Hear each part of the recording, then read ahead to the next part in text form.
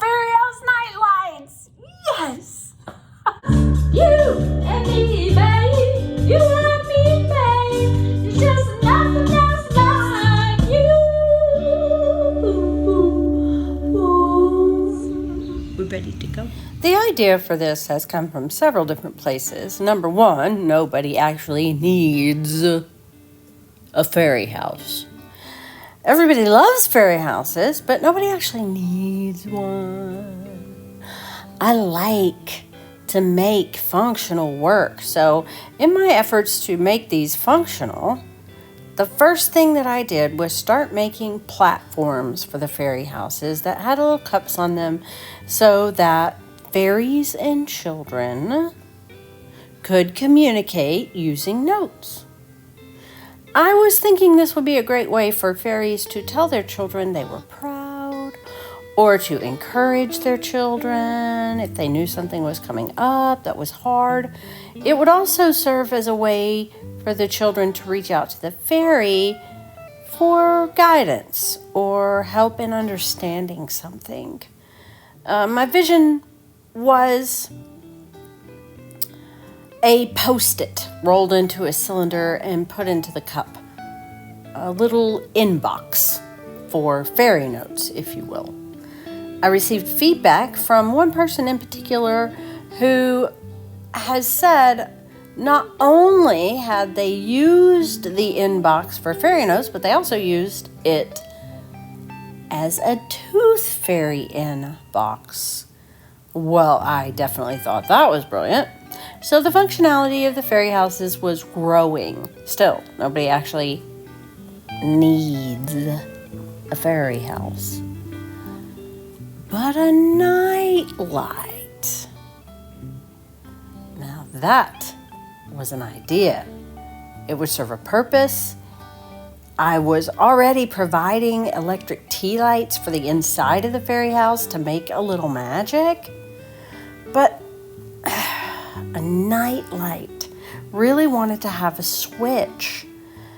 I could see them in my mind's eye, but not if you had to worry about whether or not the battery was good. This seemed extraordinarily appropriate.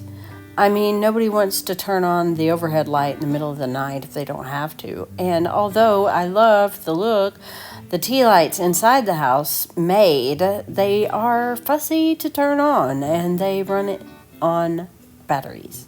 So in the end, this is what I have come up with. Now, not only are these fairy houses functional as night lights, they're also message centers for developing relationship, for teaching, for saying thank you, or even apologizing. Can you see it?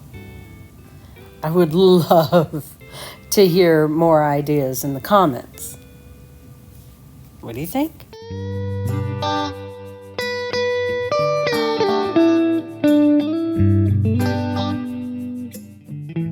It's going to be fantastic. Oh, there's one right there. There's going to be a light bulb right there. And you have your little fairy house. Your fairy house, it's right here.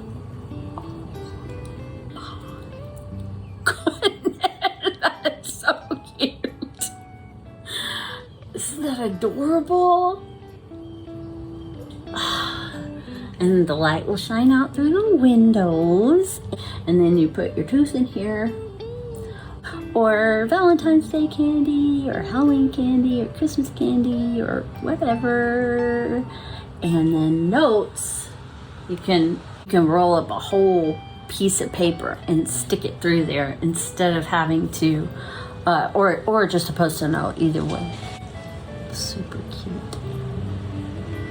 Oh my gosh. I can't wait.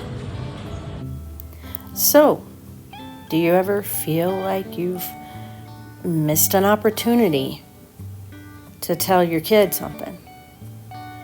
Let your fairy do it. Look at my sweet little tulip. Look at ladybug there. And look at ladybug back there.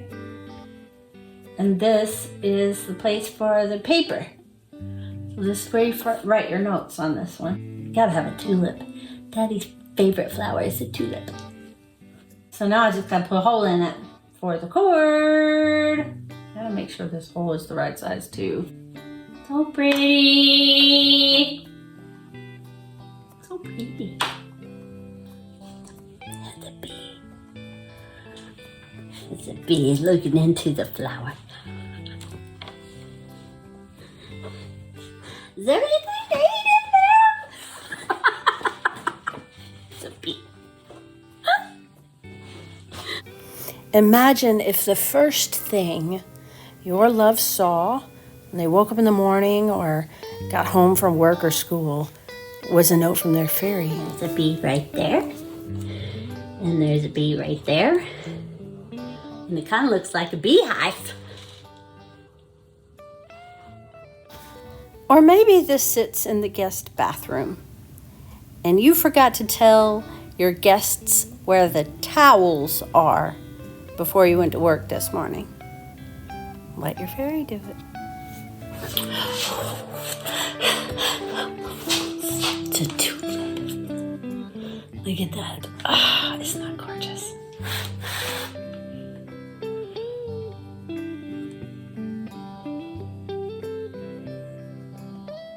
I love it.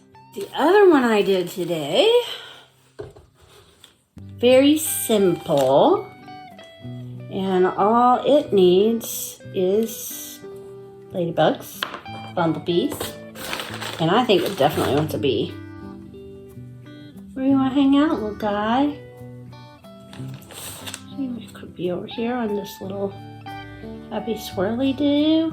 He doesn't want to be on the swirly-doo. Okay.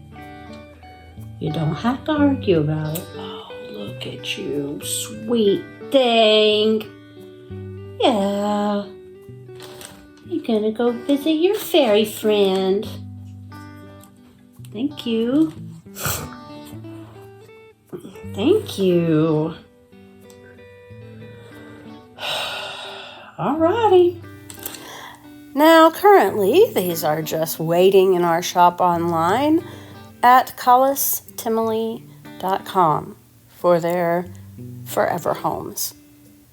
Whether you have a fairy house to upgrade or not, we hope you might see the usefulness in our design. I know, I'm missing the painting of these, but when Emily is in the studio alone for long periods of time, sometimes things can get a little crazy. I'm just saying. It's been a long time, been a long time, been a long, lonely time. And another one down and another one down. Please don't bite the dust. Tell me what you need. Come on, tell me what you want, what you really, really want. But I think the next one just needs swirly-doos and ladybugs. Of course, this one just needs swirly-doos and ladybug, and that was an hour ago. So I'm either going a little overboard on my swirly-doos and ladybugs. Nah.